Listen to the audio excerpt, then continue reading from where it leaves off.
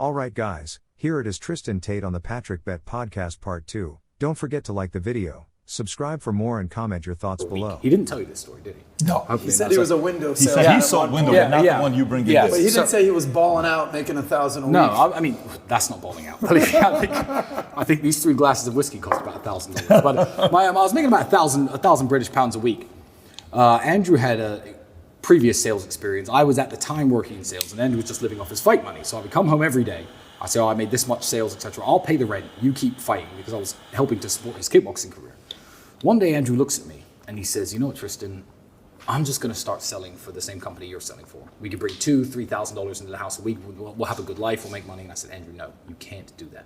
You can't do that, because if you are spending all your time chasing sales leads and knocking on people's doors like I am, then you're never going to find the time to discover something better, to discover something that's going to take us out of this crappy apartment. It's going to take us out of this crappy life. So even back then, when I was willing to work away selling windows instead of kickbox, because I got paid almost nothing. I was the European champion at my height. My most I've ever got paid was $1,000 a fight. I knew that wasn't the financially viable option for me. I was willing to sell windows to let Andrew continue to have time to train, but also have time to think. So now, everyone's like, oh, well, he's the face of this online persona, and you guys make a lot of money for it. I'm like, I'm fine behind the scenes. I'm perfectly happy. I'm not missing anything from my life with my 2 million Twitter followers that I need 6.8 million to fulfill. People will often try to, I guess, pit me against Andrew, which is the stupidest idea in the world. But they'll say stupid things to me like, your brother's more famous than you. And I'll say, yeah, my brother's more famous than you. Like, what's the big deal? If your brother were Mike Tyson, for example, and someone said your brother's a better boxer than you, you'd be like, yeah, my brother's Mike Tyson. It's this strange type of jealousy and envy that I think a lot of men can't cope with, that makes them drag each other down like crabs in a bucket. If my brother became, a billionaire, the world's richest man, and I had to stay at this level, I'd be like, yeah, my brother's the world's richest man. I'd be proud of him. And I don't see anything wrong with that. It's not a competition. We're a team. I think that's a big thing. So I got an 11-year-old son and a 9-year-old son. Okay. Beautiful. And the perspective to have, there's got to be also a massive level of maturity of the younger one towards the older one. I'm the younger sibling in my family. My sister's 6 years older. Well, we got a very good relationship in our family. But the wisdom of the younger is different than the wisdom of the older, right? You're more watching, you're more like, okay, yeah, that's probably not a good idea. I saw Dad smack him upside the head. I shouldn't do that.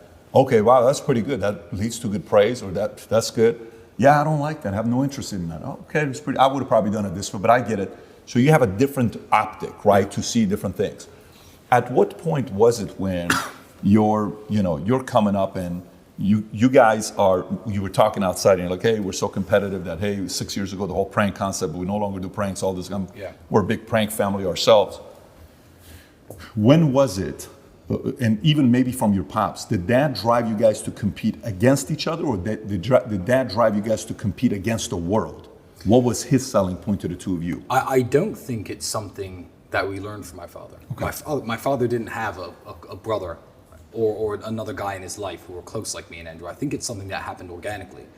And it's not so much competition against each other in terms of what I can do and he can.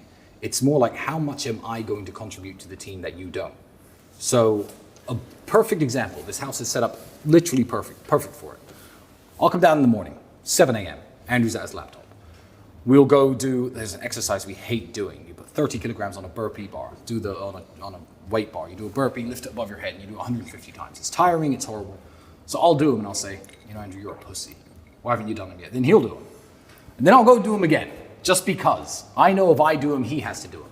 That's not, people can see it as two men competing against each other, or you can see it as two men within the same house getting stronger and pushing each other to become stronger. When we're racing around racetracks, we're both, I guess, professionally trained drivers. We have lots of track experience, lots of road experience. The fact that he will drive faster than me will inspire me to do better in myself.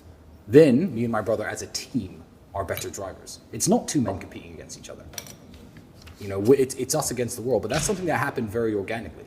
And he's always been the better kickboxer. You know, I'm bigger I mean, maybe I'm probably fatter, but I've certainly got more muscle as well. But you know, people see me smash the pads, and you know, amateurs, like a girl I knew once said, "Oh wow, you hit the pad so hard. Can you beat Andrew in a fight?" I'm like, no.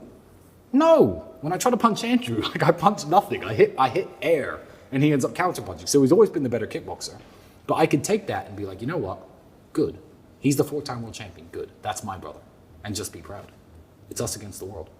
So that wasn't Pops. That was more you guys. Yeah, it was us. It wasn't my anything my father naturally instilled. I mean, he certainly wouldn't let us fight and argue with each other. He had some unconventional punishments. If we were ever arguing, he'd lock us in a cupboard together to sit there and stare at each other. He told us that story. He told you that story. Just yeah, sitting so there we go. staring That at way, each other that for way, hours on end. that way, you know it's true. When you're sitting staring at your brother because you guys were acting up and fighting or whatever, you might want to implement this for Dylan and Tico if you boys see do this.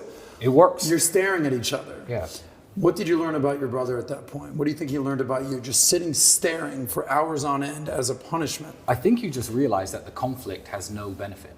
You're going to end up standing in that cupboard. That's the payoff for your conflict. There's no victory competing against your brother.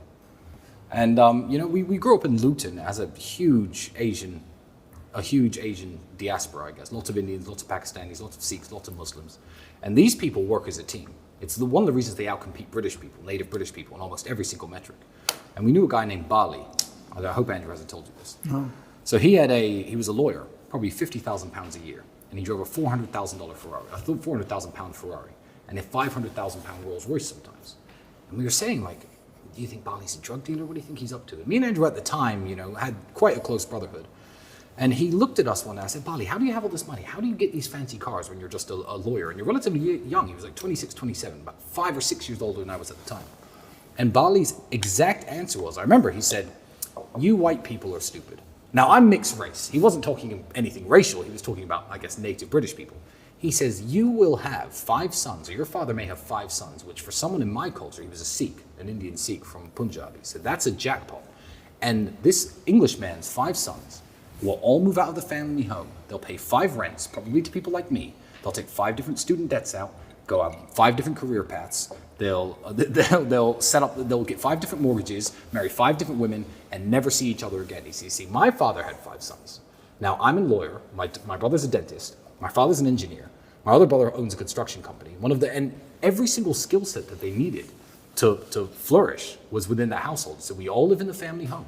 We pool our resources. Our women work together and prepare food for us. We work, and every time that we have new children or the family is expanded, we just expand the house. My brother owns a construction company, and that way, as a group, we have 3 Toyotas, 1 Ferrari, and 1 Rolls Royce, and we can all use them anytime we like. And that was what introduced me and Andrew, because we were flat broke at the time. We had nothing to share. To the idea of certainly, you know what, if we can buy a supercar together, one nice car, then we can just share that car. And now, thanks to his car addiction, we have, 40 plus, minus the 10 or 11 that have been temporarily seized by the Romanian government. But yeah, it introduced us, I guess, to the concept of pooling your resources and sharing. And you know what? He's 100% right. That is a lesson you can learn from the Indians, from the Pakistanis, because it's benefited us massively. And you guys live together here in this amazing compound. And Andrew said he foresees himself living with you the rest of his days. Yeah. How much of a factor was those stories from the Punjab guys to today living in Romania? You know what? That was massive. And I don't speak to Bali anymore. So if you're out there, Bali, and you're listening, thank you for that. But people will even ask that nowadays. The way that, when you're a high net worth individual, the way things are owned is very tricky. No high net worth individual has everything in his name. Let's just put it that way. But it's complicated the way things are owned. So sometimes people will ask me, there'll be 5 cars on the drive, and girls especially who are naive to these things will be like, which ones are yours and which ones are Andrew's? My honest answer is I don't actually know. I have to look at the papers to work out exactly what, but it doesn't matter. It doesn't matter. The keys are in this box in that room, and we can drive them whenever we like. And we never argue because there's so many. And when you build that abundance and you build yourself to the level of wealth me and Andrew are at, what are we going to argue about? There were times when we were kickboxing where we didn't have money for food. We used to eat cans of sardines. And there have been times splitting our last can over plain rice. Mm-hmm. So now people are like, it's weird that you share a house with your brother. I'm like, it's weird that you don't. I used to share my last can of food with him, and now we can't live in the same house. I've got 9 bedrooms. It's not like we're cramped for space. And otherwise, we just live in 2 separate houses with 4.5 bedrooms each, and drive to each other's houses every day. It wouldn't make sense. But there's got to be 100% trust for this to work. Oh, 100%. Which is what you guys have. But me and Andrew have a 100% Very trust. obvious. Yeah, Very 100% obvious. trust. So he gave you some love. What would you say about him? Like from your perspective, you know, what strengths, who is Andrew to you, and maybe what are some strengths and things he does that the rest of the world doesn't see that you know? Andrew is the hardest working man I've ever met. Even with the lifestyle he lives now, and as fun as it looks, and it is fun, and all the fun shit we do is real.